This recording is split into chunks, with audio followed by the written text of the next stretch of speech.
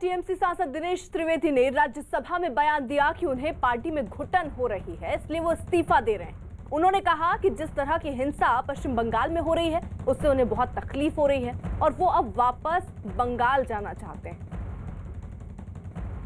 कहने का मकसद यही है कि जिस प्रकार से वायलेंस हो रहा है हमारे प्रांत में, जिस प्रकार से लोकतंत्र में कुछ भी हो, तो मुझे यहाँ बैठा बैठा बड़ा अजीब लग रहा है कि मैं करूँ क्या। हम आते हैं उस देश से जहाँ रविन्द्रनाथ टैगोर, सुभाष चंद्र बोस, खुदीराम और वो जो कविता होती है ना कि एमुन देश कोथाय पा खुजे पावे गो ना गो तुमी सेजे होच्छे आमार जन्मभूमि। असल में हम जन्मभूमि के लिए ही है और कुछ नहीं। और मुझसे ये देखा नहीं जा रहा कि हम करें तो क्या सीमित है। एक पार्टी में है तो पार्टी की डिसिप्लिन है और I am grateful to my party that they have set me here.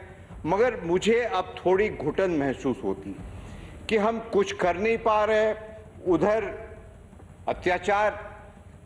तो मेरी आत्मा की आवाज आज ये कह रही है, और वो स्वामी विवेकानंद जो कहते थे arise awake and stop not till the goal is reach. तो आज मुझे आत्मा ये कह रही है कि यहां बैठे बैठे यदि आप चुपचाप रहो और कुछ नहीं कह सकते हो, उससे अच्छा है कि यहां से आप त्याग पत्र दो और जाके बंगाल की भूमि में इसके लिए ड्यू प्रोसेस है। माननीय चेयरमैन साहब को कहता हूं मैं आज यहां से इस्तीफा दे रहा हूं और देश के लिए, बंगाल के लिए हमेशा हमेशा इसके लिए भी एक ड्यू प्रोसेस है। माननीय चेयरमैन साहब को आप लिखित दें। टीएमसी सांसद दिनेश त्रिवेदी के राज्यसभा में इस्तीफे से बंगाल की सियासत जो है, देखिए वो इस वक्त गर्मा गई है। दिनेश त्रिवेदी ने पार्टी में घुटन का आरोप लगाया और दावा किया कि बंगाल में जारी हिंसा पर बोल वो नहीं पा रहे हैं। दिनेश त्रिवेदी का इस्तीफा ममता बनर्जी के लिए भी बड़ा झटका माना जा रहा है। इस बीच बीजेपी ने भी आगे आकर दिनेश त्रिवेदी को पार्टी में आने का न्योता दे दिया।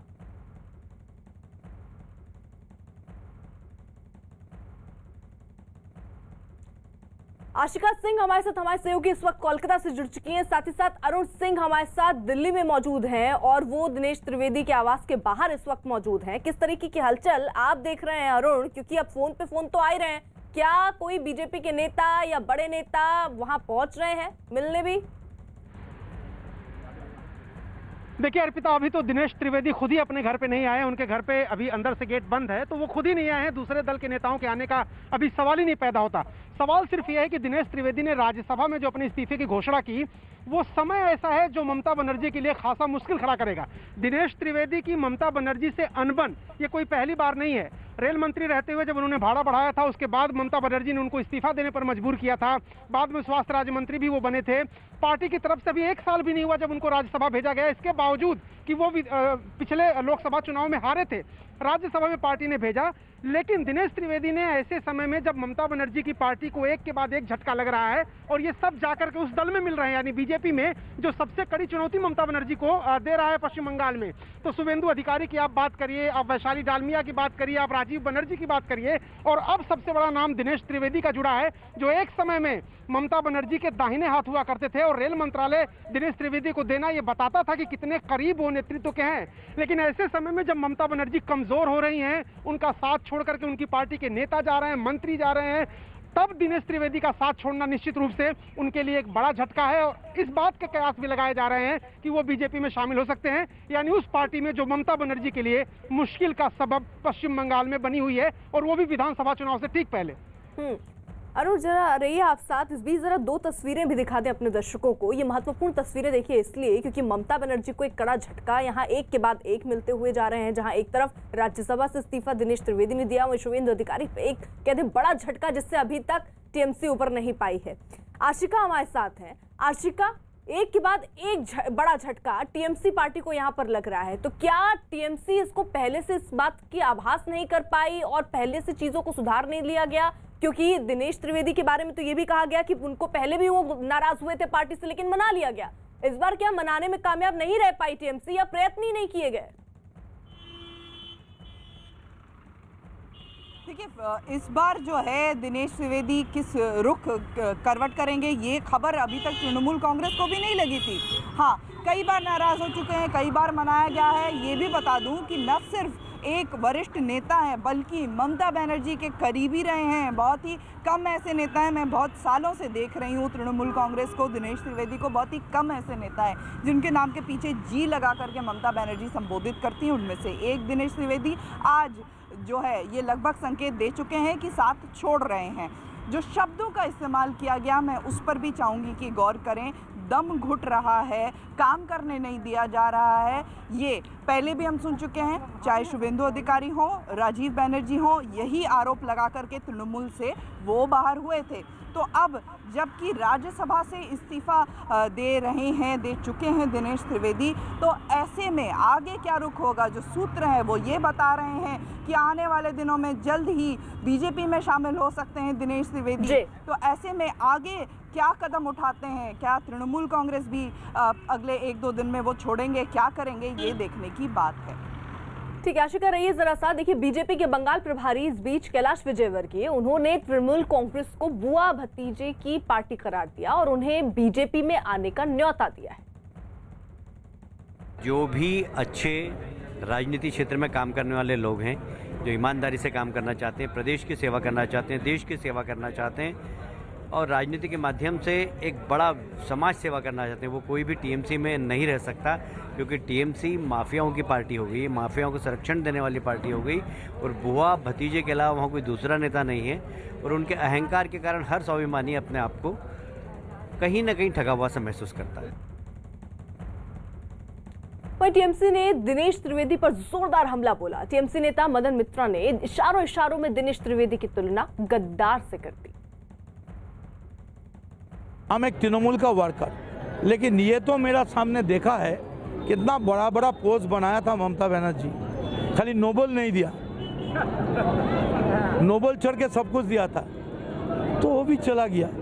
ठीक है, लेकिन इधर में जो आज पार्टी का आदमी था, ये सबको मालूम है कि हम सब अगर एक साथ मर भी जाएंगे, आज रात में मौत होगा तो जनता याद करेंगे ये सब एक ईमानदार का लाश था, कोई गद्दार का लाश नहीं है। और तृणमूल में कोई गद्दार का जाएगा नहीं है। हमारा लीडर एक, ममता बनर्जी, पार्टी एक, तृणमूल कांग्रेस। और इसी बीच बड़ी खबर आ रही है उत्तराखंड से। उत्तराखंड में जोशीमठ के पास ग्लेशियर टूटने से आई मुसीबत कम होती नहीं दिख रही। इस बार ऋषिगंगा नदी में बनी एक झील ने परेशानी बढ़ा दी। सेंट्रल वाटर कमीशन ने इस झील का एक वीडियो भी जारी किया और इस झील की लंबाई 350 मीटर और गहराई 60 मीटर बताई गई।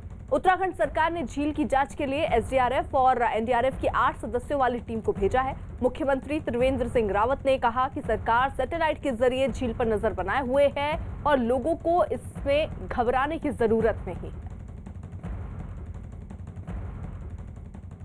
अभी हमको उसकी जानकारी है और उस पर पूरी तरह हमारे सैटेलाइट के माध्यम से उस पर निगाह रखे हुए हैं और मैं समझता हूँ कि अभी तक जो झील की स्थिति है, सावधान रहने की ज़रूरत है, घबराने की ज़रूरत नहीं है। लगभग ये 400 मीटर लंबी है। गहराई का अभी इसमें ज़्यादा अनुमान नहीं आ रहा है, लेकिन जो उसमें जो मुहाने पर जो सिल्ट आया है ऋषिगंगा से और जो रॉथिंग गार्ड जो है, तो उसको उसने पुश किया है। उसके कारण वहाँ पर लगभग एक 12 मीटर उसकी हाइट नज़र आ रही है, लेकिन पानी उसमें कितना है अभी वो क्लियर नहीं हुआ है। तो आज भी वहाँ पर टीम जा रही है, वैज्ञानिकों की भी टीम जा रही है और कुछ प्रयास हो रहा है कि कुछ लोग वहाँ पर उनको ड्रॉप किया जाए हेलीकॉप्टर के माध्यम से। तो एयरफोर्स उसके लिए तैयार है, लेकिन हमारे पास उसके लिए देखना होगा कि हमारे पास उसके ट्रेंड लोग हैं कि नहीं है। तो उसके लिए कहा गया कि कोई ट्रेंड लोग हमारे पास हैं, तो उनको वहाँ पर ड्रॉप करके और 3-4 घंटे वहाँ पर पूरा उसका अध्ययन करके और फिर रिपोर्ट सरकार को दे। ये उत्तराखंड त्रासदी में पुलों के बहने की वजह से कई गांवों का शहरों से संपर्क कट गया है। तपोवन प्रोजेक्ट के पास धौलीगंगा नदी पर एक ट्रॉली पुल तैयार किया गया है, जिसकी मदद से उन गांवों का शहरों से संपर्क जोड़ने की कोशिश हो रही है। हालांकि गांव के लोगों को इस ट्रॉली पर चढ़ने से डरता देख न्यूज़ 18 ने उनको भरोसा दिलाने के लिए पहल। तपोवन के एनटीपीसी प्लांट में जब सैलाब आया था, तो उसके बाद यहाँ पर का जो मेन झूला पुल था वो पूरी तरह से धराशायी हो गया था, जिसके बाद सेना ने नया पुल जिसे जिप लाइन का कहा जाता है उसे तैयार किया है ताकि उसके ज़रिए लोगों को यहाँ से दूसरी तरफ गांव की तरफ पहुँचाया जा सके और गांव के लोगों को इधर की तरफ लाया जाए।